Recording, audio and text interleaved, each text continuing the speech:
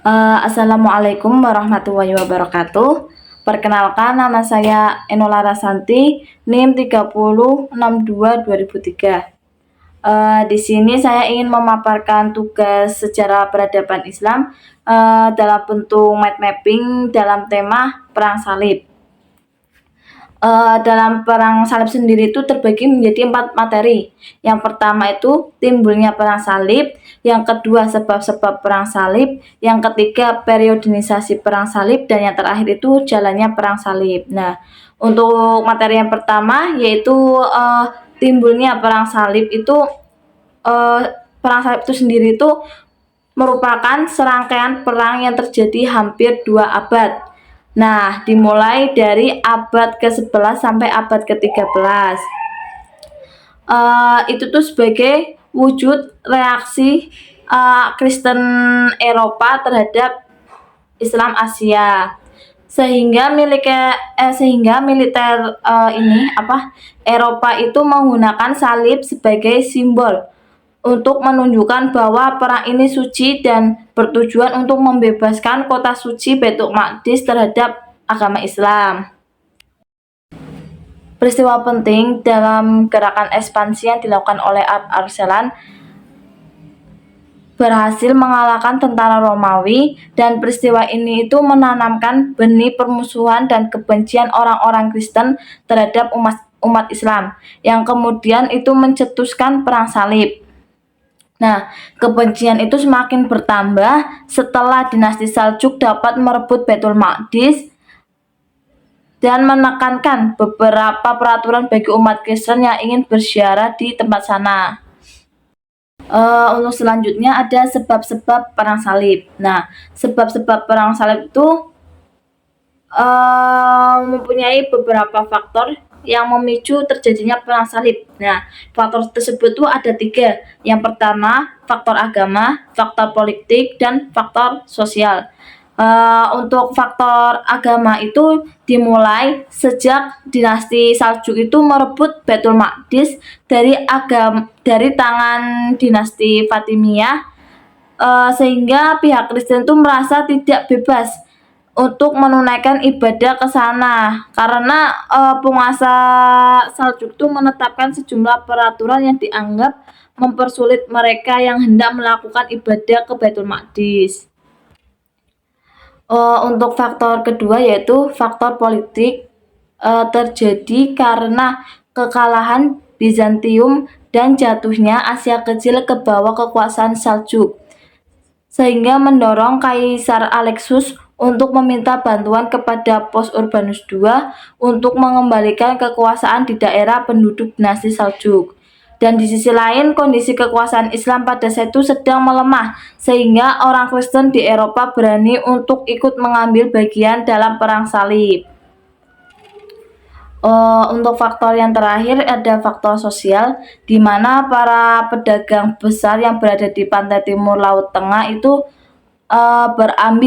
berambisi untuk menguasai sejumlah kota dagang di sepanjang pantai timur dan selama Laut Tengah untuk memperluas jaringan dagang mereka.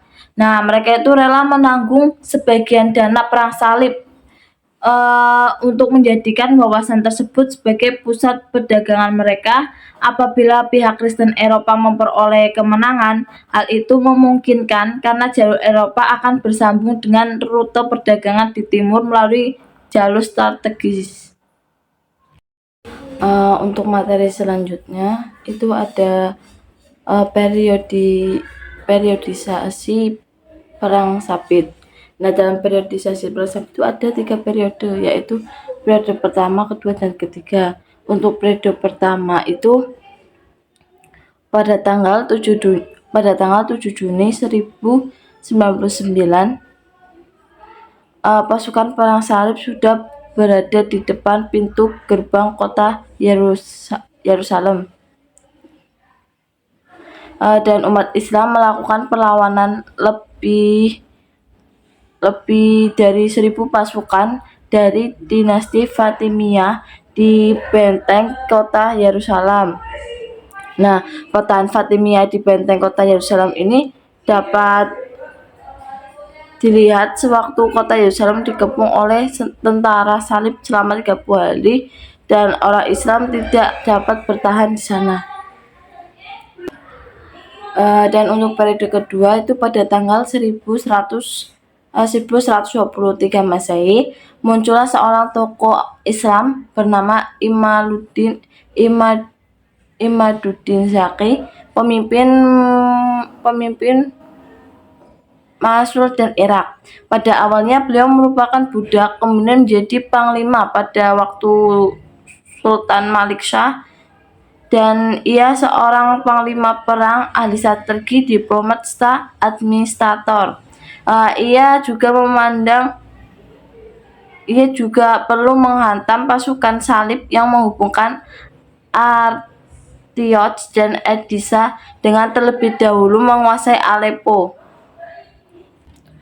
Dan yang terakhir periode ketiga. Nah, pada periode ketiga tentara salib pada saat itu tuh dipimpin oleh Raja Jerman, Friedrich. Kali ini mereka berusaha merebut Mesir terlebih dahulu sebelum ke Palestina dengan harapan mendapat bantuan dari orang-orang Kristen Kipti. Dan pada tahun 1219 Masehi mereka berhasil menduduki kota Dimyat, Raja Mesir dari dinasti Ayyubiyah pada saat itu. Dan selanjutnya yaitu materi terakhir ada jalannya perang salib. Nah, dalam jalannya perang salib itu sendiri perang salib itu berlangsung dalam kurun waktu hampir 2 abad, yakni antara tahun 1095 sampai 1291 Masehi terjadi dengan serangkaian peperangan. Nah, selama terjadi peperangan tersebut, Kesultanan Saljuk sedang mengalami kemunduran dan perselisihan antara sultan-sultan Saljuk sehingga memudahkan pasukan salib membuat wilayah kekuasaan Islam.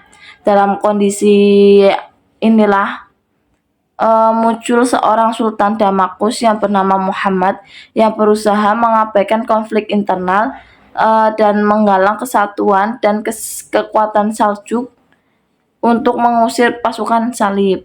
Seperti itu. Mungkin itu saja yang dapat saya paparkan atau saya jelaskan dalam materi perang salib. Mohon maaf jika dalam penyampaian saya itu masih banyak kekurangan dan mungkin terjadi banyak kesalahan ya. Sekian dan terima kasih. Wassalamualaikum warahmatullahi wabarakatuh.